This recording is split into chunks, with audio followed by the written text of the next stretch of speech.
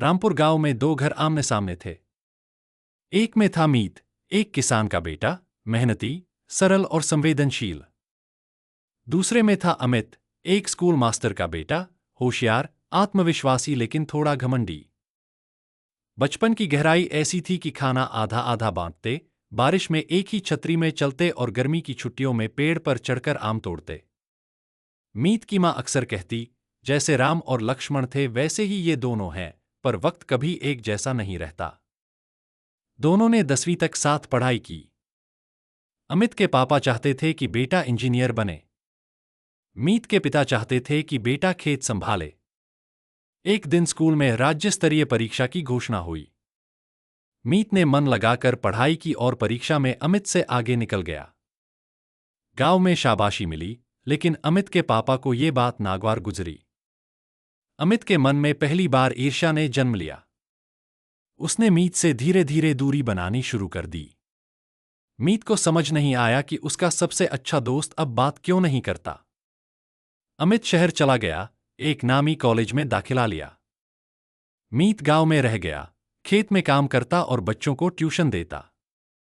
शहर में अमित को नया माहौल मिला, नई सोच मिली।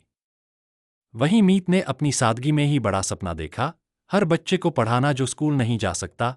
अमित की दुनिया बड़ी हो रही थी, जबकि मीत अपनी छोटी सी दुनिया को संवार रहा था।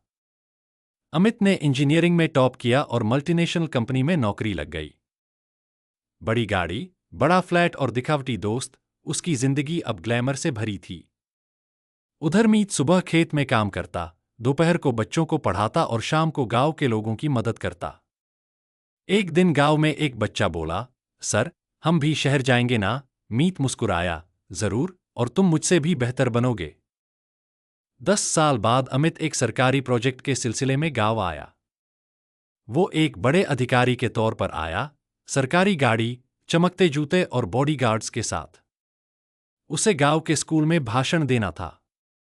जैसे ही मंच पर पहुंचा, देखा सामने मीत बैठा था, वही पुराना मीत, धूल लगे कपड़े, लेकिन चेहरे पर वही चमक। अमित हक्का बक्का रह गया।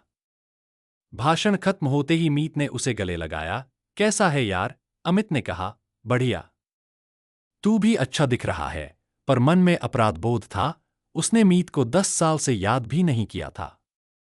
अमित ने गांव में घूमते हुए देखा कि मीत ने वहां के बच्चों को एक नई रोशनी दी है।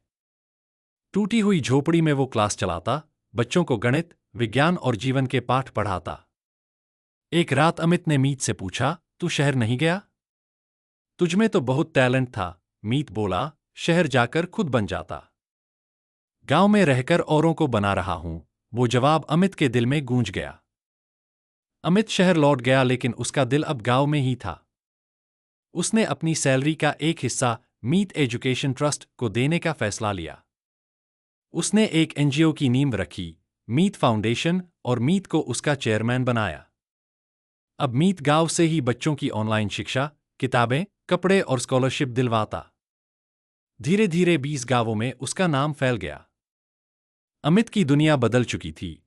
अब उसे बड़ा घर नहीं, बड़ा मकसद चाहिए था। एक दिन अचानक अमित को ब्रेन स्ट्रोक हुआ। आईसीयू में भर्ती हुआ। उसने डॉक्टर से कहा, मेरे दोस्त को बुलाओ, मीत को। मीत दौड़ा दौड़ा आया। अमित ने उसका हाथ पकड़कर कहा, मैंने तुझसे दूरी बनाई और तू फिर भी मुझे माफ करता रहा। मीत की आंखें नम थीं, क्योंकि मैं दोस्ती को कभी गिनती में नहीं तोलता। अमित ने अपनी आखिरी सांस से पहले मीत को एक खत दिया। उसमें लिखा था, मेरी सारी संपत्ति मीत फाउंडेशन को दे दी जाए। मेरी असली दौलत अब यही है। अमित की मृत्यु के बाद मीत टूट गया, लेकिन बिखरा नहीं। उसने अपनी भावनाओं को ताकत बनाया। अब मीत फाउंडेशन हजारों बच्चों को पढ़ा रहा था। गांवों में डिजिटल स्कूल खुल रहे थे, लड़कियों को मुफ्त शिक्षा दी जा रही थी। हर गांव में एक बोर्ड लगा था, इस गांव में शिक्षा की जो लौ जल रही है, वह दो दोस्तों की दोस्ती की रोशनी है।